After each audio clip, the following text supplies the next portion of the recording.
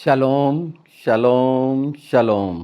प्रभु यीशु मसीह नासरी के नाम में, जैसे हमने पिछले समय आमोस 7 अध्याय से मध्यस्थ बनना प्रार्थना के लिए और निर्बलता को व्यक्त करने के वो हिस्से को जो हमने जाना कि सचमुच में मध्यस्थ की प्रार्थना करते हुए हम वो निर्बलताओं को बताने में सक्षम हैं या नहीं। यहाँ में सक्षम से तात्पर्य रिलेशन से है, विश्वास और भरोसे से है, जिसे हम जानेंगे। क्योंकि विश्वास और भरोसे पर भी फेथ, और जो हम जान रहे हैं एक फेथ, विश्वास, भरोसा, ट्रस्ट और कॉन्फिडेंस, मतलब जिसे हम बोलते हैं आत्मविश्वास, यानी एक अपने क्षमताओं पर विश्वास करके बोलना और प्रभु पे विश्वास करके, ये हम आगे जानते जाएंगे। मैं सामने रख दिया, प्रार्थना से हम शुरू हुए हैं और आज जान रहे हैं उपवास के बारे में। क्योंकि हम में से हर एक की ये इच्छा रहती उपवास रखना। उपवास मतलब एक परहेज रखना। हिब्रू में शोम शब्द आया है, तिशाद से बना है, तिशोम बोलते हैं, जो अलग हो जाना। जैसे दवाइयाँ लेते समय कुछ परहेज बताता है डॉक्टर, बस ऐसा ही समझ लीजिए कि कौन सी चीज़ें से हमें परहेज करना है। उस अवस्था में जब हम उपवास रखते हैं तो हम शुरुआत करते हैं योएल 2 से। योएल 2:12, तो भी यहोवा की यह वाणी है, अभी भी सुनो, उपवास के साथ रोते पीटते अपने पूरे मन से फिरकर मेरे पास आओ। अपने वस्त्र नहीं, अपने मन ही को फाड़कर अपने परमेश्वर यहोवा की ओर फिरो, क्योंकि वह अनुग्रहकारी, दयालु, विलंब से क्रोध करने वाला, करुणा निधान है, दुख देखकर पछताने हारा है।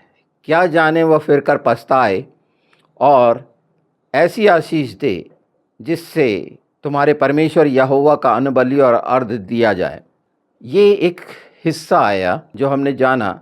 सियोन में नरसिंगा फूको, उपवास का दिन ठहराओ, महासभा का प्रचार करो, लोगों को इकट्ठा करो, सभा को पवित्र करो, पुरनियों को बुला लो, बच्चों और दुधियों को भी इकट्ठा करो। दुल्हा अपनी कोठरी से और दुल्हन भी अपने कमरे से निकल आए। मिलने के लिए निकलना। उपवास एक मिलन कराता है अगर आत्मा की इच्छा है। निश्चित बाइबल में प्रभु यीशु ने कहा कि जब तक दूल्हा साथ में है, बाराती दोस्त उपवास नहीं करते। पर स्वर्गारोहण के बाद निश्चित आत्मा की ये भूख थी कि उसकी उपस्थिति, उसके वास में हम रहने पाएं। और हम में से प्रत्येक उपवास रखता है, पर पूरी सच्चाई से, वचन की सच्चाई से, जो निर्धारित किया गया है। अगर उसके अनुरूप हम करते हैं तो निश्चित आज्ञाकारी हैं। इन वचनों में जो साफ साफ कहा गया है उसको और भी खोल के हम देखते हैं। यशायाह 58 में, मैं पहले ही पद से पढ़ दे रहा हूँ। गला खोल कर पुकार, कुछ न रख छोड़, नरसिंगे का सा ऊंचा शब्द कर, मेरी प्रजा को उसका अपराध अर्थात याकूब के घराने को उसका पाप जता दे। वे प्रतिदिन मेरे पास आते और मेरी गति जानने की इच्छा ऐसी रखते हैं मानो वे धर्मी लोग जिन्होंने अपने परमेश्वर के नियम को नहीं टाला। वे मुझसे धर्म के नियम पूछते और परमेश्वर के निकट आने से प्रसन्न होते हैं। वे कहते हैं, क्या कारण है कि हमने उपवास रखा परंतु तूने इसकी सुधि ही नहीं ली। हमने दुख उठाया परंतु तूने कुछ ध्यान नहीं दिया। सुनो, उपवास के दिन तुम अपनी ही इच्छा पूरी करते हो और अपने सेवकों से कठिन कामों को कराते हो। सुनो, तुम्हारे उपवास का फल यह होता है कि तुम आपस में लड़ते और झगड़ते और दुष्टता से घूंसे मारते हो। जैसा उपवास तुम आजकल रखते हो उससे तुम्हारी प्रार्थना ऊपर नहीं सुनाई देगी। जिस उपवास से मैं प्रसन्न होता हूँ, अर्थात जिसमें मनुष्य स्वयं को दीन करे, क्या तुम इस प्रकार करते हो? क्या सिर को झाऊ के समान झुकाना, अपने नीचे टाट बिछाना और राख फैलाने ही को तुम उपवास और यहोवा को प्रसन्न करने का दिन कहते हो? जिस उपवास से मैं प्रसन्न होता हूँ वह क्या यह नहीं कि अन्याय से बनाए हुए दासों और अंधेर करने वालों का जुआ तोड़कर उनको छुड़ा लेना और सब जुओं को टुकड़े टुकड़े कर देना। ये सब बातें, बंधनों को तोड़ देना। और यहाँ जो झाऊ के पेड़, झाऊ जैसे और राख पे बैठने का अर्थ है अपने आप को नम्र दीन कर लेना। भौतिक राख पे बैठना, टाट ओढ़ना, दिखाना मन के, शरीर के वो कामों को मन के द्वारा। ये फ़र्क समझिए कि मन के द्वारा उन कार्यों को दिखा रहे हैं।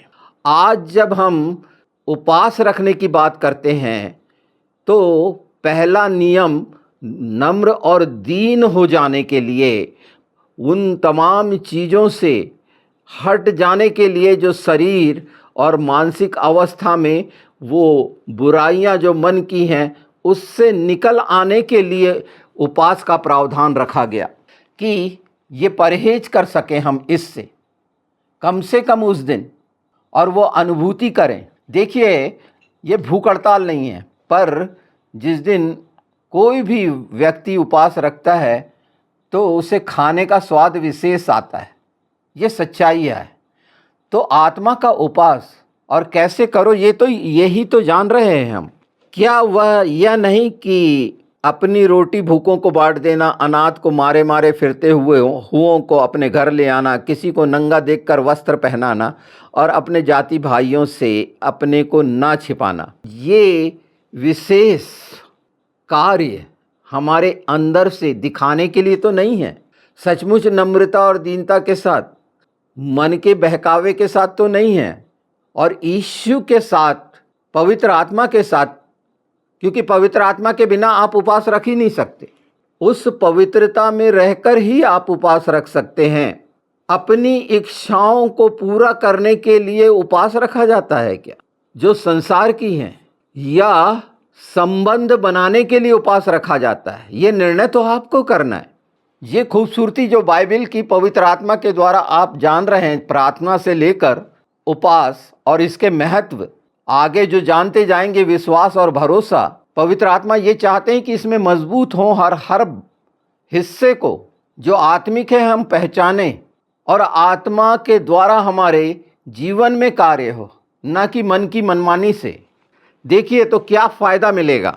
तब तेरा प्रकाश पाँव फटने के समान चमकेगा और तू शीघ्र चंगा हो जाएगा और तेरा धर्म तेरे आगे आगे चलेगा। यहोवा का तेज तेरे पीछे पीछे रक्षा करते चलेगा। तब तू पुकारेगा और यहोवा उत्तर देगा। तू दुहाई देगा और वह कहेगा, मैं यहाँ हूँ। यदि तू अंधेर करना और उंगली उठाना और दुष्ट बातें बोलना छोड़ दे। ये सारी चीज़ें जो झूठ में निहित हैं, हर कोई त्यागना चाहता है, इससे दूर रहना चाहता है। मूल बात हमने इन वचनों में जान ली। इसमें क्या हम इसी उत्तरदायी को समझ के सचमुच में आज्ञाकारिता से उसके चरणों में रहकर संसार और मन से परहेज करके उसके साथ समय बिताते हैं और वो कार्य करते हैं जो सचमुच भौतिक संसार का दिखावा, शरीर के दिखावे का नहीं होता। हम सब चाहते हैं कि रक्षा हो, चंगाई हो। ये कौन से स्तर की हैं? क्या ये शारीरिक हैं? कहीं उससे आगे हैं। वो सारे जुए टूटने की बात जो है, इसे बार बार पढ़िएगा कि हर शब्द जो रखा गया है समानता और स्वरूप में पहुंचाने के लिए रखा गया है।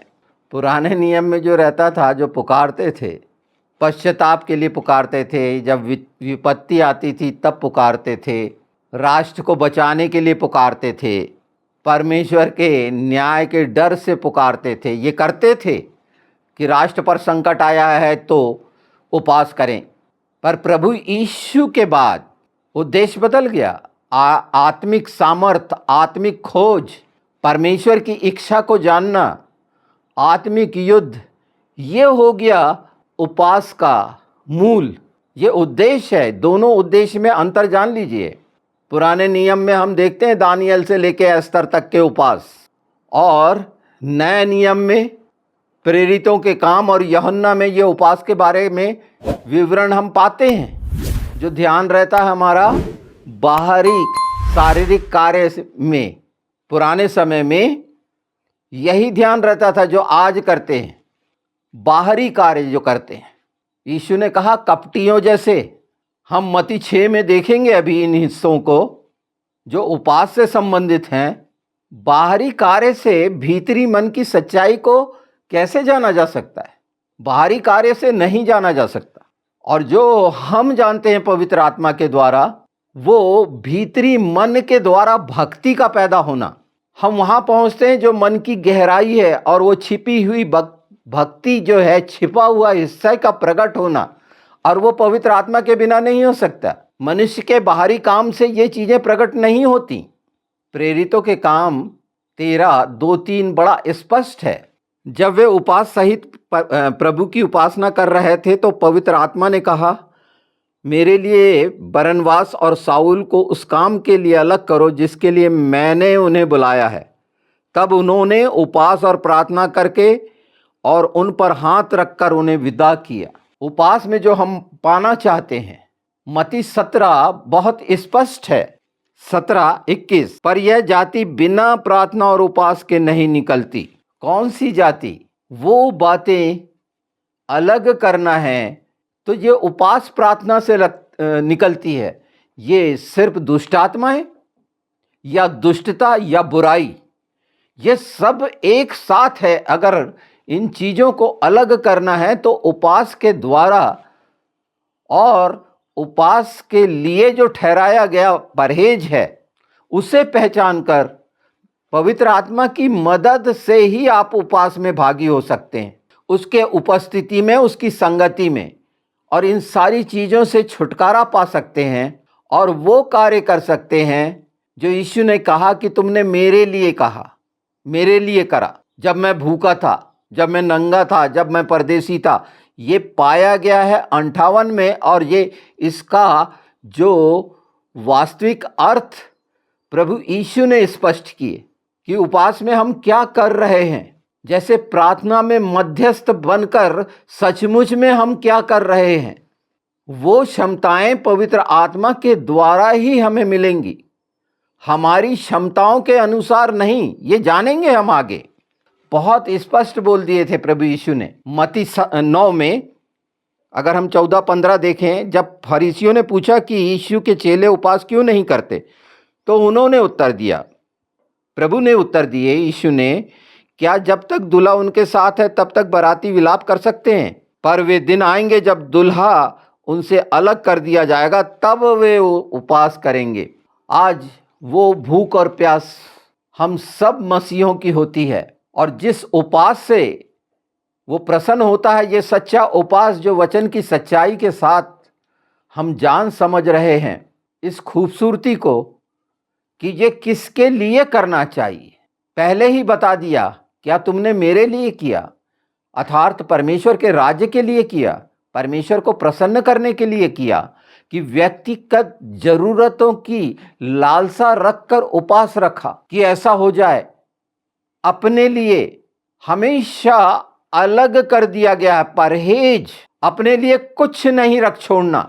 अगर हम अपने लिए कुछ रख छोड़ रहे हैं तो सचमुच में क्या हम उपवास कर रहे हैं? फिर वही बात हो गई जो मत्ती 6 में कही गई है, 16-18, उसे भी सुनते जाइए।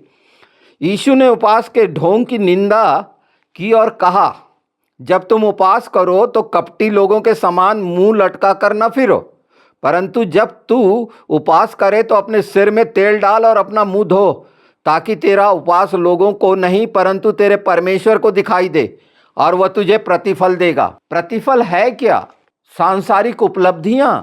जब हम पवित्र आत्मा की उपस्थिति में उपवास कर रहे हैं तो क्या शारीरिक अभिलाषा, संसार की अभिलाषा की वस्तुओं की ओर ध्यान है? प्रतिफल कहाँ से पाना चाहते हैं? तो शुरू से जो बताया गया, सांसारिक वस्तुओं की इच्छा नहीं, मेरे पास ये हो जाए, मेरे पास वो हो जाए, इसके लिए उपवास रखना, या अपनी आत्मा के द्वारा जो मिली है, यीशु में जीवित हुई है, परमेश्वर के राज्य के लिए, परमेश्वर को प्रसन्न करने के लिए, और वो दुष्ट शैतान को लज्जित करने के लिए एक सच्चा उपवास जो किया जाता है, और वो नरसिंगा फूंकना होता है।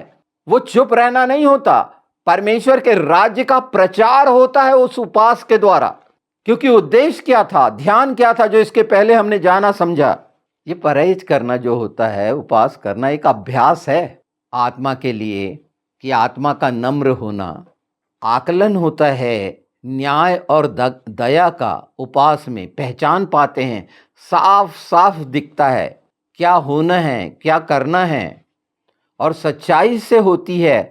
अगर कोई कार्य किया जाता है तो मन प्राण आत्मा बुद्धि की सारी शक्ति से जो कार्य किया जाता है वो प्रेम को प्रकट करता है। सचमुच में जो उपवास है, एक बोझ उठाना है दूसरों के लिए, और दूसरों के लिए बोझ उठाने का तात्पर्य है परमेश्वर के राज्य की महिमा और स्तुति और बड़ाई और प्रशंसा हमारी आत्मा के द्वारा होना। उपवास की स्थिति ये है, शरीर और संसार से और वो तमाम बातों से परहेज कर लेना, अलग हो जाना। तो वो आश्चर्य कर्म, वो चमत्कार जो 58 में कहा गया है, वो स्पष्ट साफ साफ आप देखेंगे, तेरा प्रकाश पौ फटने की तरह चमकेगा। मतलब ये स्थिति परमेश्वर करेगा, प्रकट करेगा इन बातों को। अगर हमने उपवास का संदर्भ, विषय और उद्देश्य को अच्छे से पहचान लिया तो पवित्र आत्मा के द्वारा वो योग्य करेंगे। निरंतर अभ्यास से तेरी चंगाई शीघ्र उत्पन्न हो जाएगी। मतलब हमने जब गैरों की चंगाई के लिए करा है तो निश्चित आत्मिक चंगाइयाँ, बंधन, वही जो समीप नहीं रह पाते हैं, कठिन समय आते हैं, वो आनंद और शांति और अनुग्रह से वंचित होते हैं। इन्हीं सब बातों के लिए तो अनुग्रह रखा गया है। इसका सार ही, अनुग्रह का सार जान रहे हैं आप। और जब ये उद्देश्य से उपवास रखे जाते हैं, व्यक्तिगत, सामूहिक, तो रक्षा का पूरा पूरा जो ठहराया गया है उसकी सुरक्षा में हो जाते हैं। कहा गया है, जब तू पुकारेगा और मैं कहूँगा कि मैं यहाँ हूँ। कितनी खूबसूरत बात कही गई है।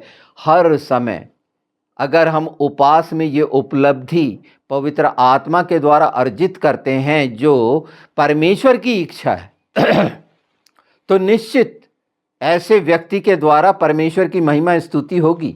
व्यक्तिगत क्षमताओं को बढ़ाने के लिए, शारीरिक क्षमताओं को बढ़ाने के लिए उपवास करना एक अलग बात है, पर आत्मिक उन्नति स्वर्गीय स्थानों में स्पष्ट होती हैं। वो देखता है, वो निश्चित करता है जो स्वर्ग में बैठा है, जिसके साथ हमारा उद्धारकर्ता महायाजक यीशु मसीह नासरी है। फिर एक बार जान लिए जिससे वो प्रसन्न होता है उपवास से। क्या वह उपवास जो मुझे प्रिय है, यह नहीं कि तू अधर्म के बंधनों को खोल, जुए की गांठों को तोड़, अंधेर में दबे हुओं को छुड़ाए और सब जुओं को तोड़े। क्या यह नहीं कि तू अपनी रोटी भूखों को दे और दरिद्र और अनाथों को अपने घर में लाए। जब तू नंगा देखे तब उसे वस्त्र पहनाए। एक बहुत खूबसूरत, इसके पहले पवित्र आत्मा के द्वारा कौन अनाथ है और कौन विधवा, उसका आत्मिक अर्थ, और ये आत्मिक अनाथ और आत्मिक विधवाएं कौन कौन हैं, पवित्र आत्मा ने स्पष्ट किए। ये सब एक पूरा पैकेज पवित्र आत्मा के द्वारा प्रार्थना से शुरू होकर हर उस बात को जिसकी हम लालसा करते हैं, हमारी आत्मा लालसा करती है, और वचन की सच्चाई की सामर्थ साथ होकर इन सब बातों में मसीही जीवन को अनंत जीवन में प्रवेश करवाएगी। सारे मसीहों के लिए कह रहा हूं, क्योंकि सब उपवास को एक हथियार मानते हैं। निश्चित जब सब जगह से निराश हो जाते हैं, अब मैं उपवास रखूंगा। हाँ, तो एक सच्चा उपवास, ये जानिए कि वो उपवास जो आप रख रहे हैं एक नरसिंगा फूंक रहे हैं, जो सुनाई नहीं दे रहा संसार में, पर स्वर्गीय स्थानों में देखा और जाना और सुना जा रहा है। तो वो राख में बैठना एक तरह का दिखाना कि नहीं हम उदास हैं, नहीं, परमेश्वर के सामने आनंदित होकर जाएं ना। विजयी है ना अब हम यीशु के द्वारा, शैतान पर पूरी पूरी विजय है। हमने छुटकारा पा लिया है। हम आगे बढ़े अपने भाई बहनों के लिए, और देखें परिणाम कितना सुंदर होगा। जहां आप हैं, जिस वार्ड में हैं या जिस जिले में, तहसील में हैं, जिस गांव खेड़े में हैं, धीरे शुरू होता है। और देखिएगा ये सच्चाई के साथ, इस समझ के साथ परमेश्वर की महिमा के लिए अगर घुटने टेकेंगे, आंसू बहाना आएगा और वो क्रूस ही तोड़ता है। जब हम मान लेते हैं कि हम कैसे पापी थे और परमेश्वर ने हम पर कितनी बड़ी दया की, ये सब अंश आते हैं सामने। भजन संहिता 51 अगर पूरा आप अंगीकार का जान के पढ़ेंगे तो उसकी खूबसूरती को पहचानेंगे। और परमेश्वर की दया करुणा कितनी महान है, क्षमा कितनी अद्भुत है, हम क्यों शंकित हों। तो अब इसके बाद जब भी आपकी उपवास की आत्मा की इच्छा हो तो निश्चित आप करिए, बिल्कुल करिए। जब आपको लगता है, जब आवश्यकता लगती है और शंकित हृदय होता है, परहेज कर लें। उन तमाम चिंताओं और परेशानियों और बोझ से डाल दें यीशु पर कि मैं तेरे साथ रहना चाहता हूँ, और उन बातों को ले लें जो दैनिक हमेशा हमारे आसपास घटित होती रहती है। देखते सुनते रहते हैं मसीह कलीसियाओं पर होने वाले अत्याचार, उत्पीड़न। तो वो जुआ तोड़ना, अलग कर देना बंधनों से, इस पर दृष्टि रखना है और अपनी व्यक्तिगत प्रार्थनाओं में, अपनी व्यक्तिगत उपास में इन सब लोगों को साथ रखना चाहिए और पूरी ईमानदारी और सच्चाई से, ढोल पीट के बता के नहीं। कहा गया है चौराहे में ढोल पीटे अपना चेहरा उतारे हुए कि हम इसलिए रख रहे हैं। देखा सुना जाता है, बहुत सारी चीजें अज्ञानता में करते हैं। कई चीजों की शिक्षा नहीं मिलने के कारण तो धीरे धीरे ये चीजें, हम सबका नैतिक दायित्व और कर्तव्य है कि सच्चाई को जानते हैं तो उसको व्यक्त करें। बहुत सी परिपाटी, रीति रिवाज, परंपराएं मनुष्य से पीछा नहीं छूटती, उसके डर से। और डर के बारे में भी पवित्र आत्मा ने आपके सामने बहुत से विषय रखे हैं। प्रार्थनाओं की विशेषताओं को जानिए जरूर और मध्यस्थ बने। हम सब याजक हैं, हम सब याजक हैं, हमारा दायित्व बनता है। उपास के लिए पवित्र आत्मा से आग्रह करें और प्रेरिताई में लोगों के लिए उद्धार का कारण बने, छुटकारे का कारण बने, उनकी रक्षा का कारण बने। आपके द्वारा जो बोला जाएगा वो सुना जाएगा। अगर इन सच्चाइयों के साथ हैं और आप मान लेते हैं कि ये नरसिंगा फूकना है, जो हमने योएल 2 में भी जाना। उपास का गहरा अर्थ इतना सुंदर और स्पष्ट है, छुटकारे के लिए। ये अद्भुत सच्चाई अगर हम अपने जीवनों में मान लेते हैं, कर लेते हैं, तो ये जानिए कि हम पिता पुत्र पवित्र आत्मा की इच्छाएं और अपने प्रेम का प्रगटीकरण पूरी रीति से करने में योग्य होते हैं। तो ये आपकी जो लालसाएं जो बनी हुई हैं उपास के लिए, निश्चित पूरी होनी है। इस सच्चाई के साथ जब रखेंगे, इसको ध्यान से जब सुन लेंगे, समझ लेंगे, और वो वचन की सामर्थ और पवित्र आत्मा की सामर्थ आपको नया तो करेगी ही करेगी, योग्य करेगी। कहा गया है तुम्हारा प्रकाश चमकाएगा पिता। बाइबल कहती है धुआं देती लुट्टियों को वो बुझने नहीं देगा, और वचन ही वो आग है जो आपको जीना सिखा देगी दूसरों के लिए। अपने लिए तो सब जी लेते हैं, अपने लिए तो सब मांग लेते हैं। एक बार इस सच्चाई से उपास रख के देखिए ना कि आसपास का क्या परिवर्तन होता है। और दुष्टता जो अंधेरा बना रखी है, सिकंजा कस रखी है, जुए में लोगों को फंसा रखी है, बोलने से नहीं, इस कार्य से बिना बताए करें और परमेश्वर का वो आश्चर्य कर्म देखें। वो होगा जैसे मूसा को बोला गया था तेरे को लाठी दी गई है, तू बढ़ा, और लाल समुद्र 2 भाग हो गया था। ये होगा, अलग कर दिया जाएगा वो सारा बंधन और जुआ यीशु के नाम में। उपास की ये सच्चाई को गहराई से जानिए, और इसमें वो बिंदु जो पवित्र आत्मा ने स्पष्ट करे हैं कि बाहरी शरीर का के द्वारा अपने मन को संतुष्ट मत करिए कि मैं भूख हड़ताल कर रहा हूँ। परहेज करिए। मैंने बताया ना, वो शब्द कभी नहीं भूलना जो हिब्रू में कहा गया है तिशोम, मतलब उन चीज़ों से परहेज कर लेना। परहेज करना अपने आप में हर कोई चाहता है, बोलता भी है। डॉक्टर परहेज करवाता है खूब और उसकी आज्ञाकारी रहते हैं। तो सबसे बड़ा वैद्य हमारा यीशु है, वो आपसे परहेज करवाना चाहता है। आप करिए ना उसके साथ, और उसके साथ रहिए, और परमेश्वर के राज्य के लिए योग्य फल लाने वाले बने। आप वारिस हैं।